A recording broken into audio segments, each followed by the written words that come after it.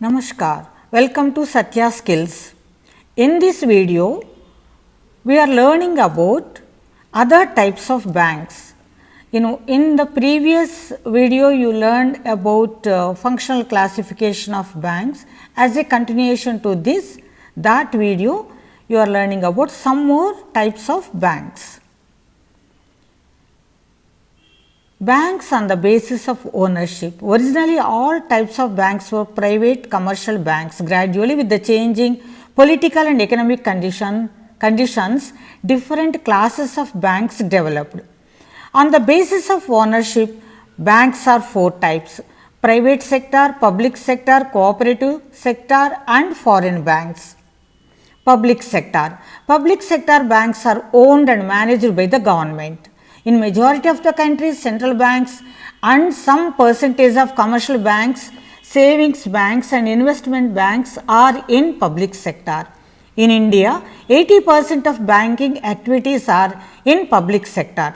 The central bank, majority of commercial banks and major development banks are in public sector in India. Example, RBI, that is Reserve Bank of India or Central Bank, SBI, Union Bank of India, IDBI, NABARD, etc. Many more are there.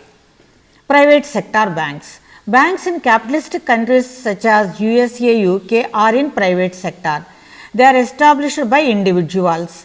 They are organized and managed by private ownership. Majority of commercial banks in the world are established as joint stock companies in private sector. In USA, even the central banks are in private sector. In India, after banking sector reforms and liberalization of economic policy, banking developed in private sector. Cooperative banks.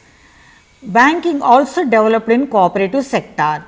A group of people can form into an association and register under Cooperative Act to run a cooperative bank on cooperative principles. Germany is the home of cooperative banks. Germany has the most powerful banks in cooperative sector. In India, cooperative agriculture societies, district cooperative banks, state cooperative banks, urban cooperative banks and land development banks all are working on cooperative principles in the cooperative sector from past 118 years. They provide all banking services to the members. Next one is foreign banks. Banks with headquarters in their home country spread their branches in different countries to offer banking services. Such banks are called foreign banks. Usually, they provide services to the exchange banks due to specific advantage of international branch network, huge capital resources of various currencies, etc. In India, all exchange banks except Exim Bank are foreign banks. That is why they are popular as foreign exchange banks in India. In the same way, several Indian banks such as State Bank of India, Union Bank of India, Bank of Baroda established their branches in other countries. Next one is local banks. Local banks, this is other category of banks.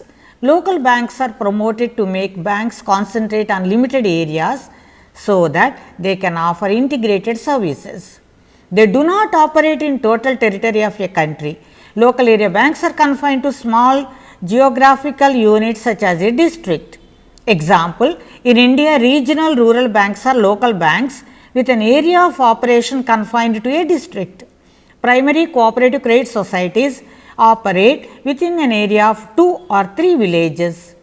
Rural and artisan banks of Italy operate within a village or a town. In Germany, there are several local banks. International banks, this is another group. International banks extend their banking and finance operations globally to the member countries. For these banks, different countries are customers. They become customers only if they are the members of the bank.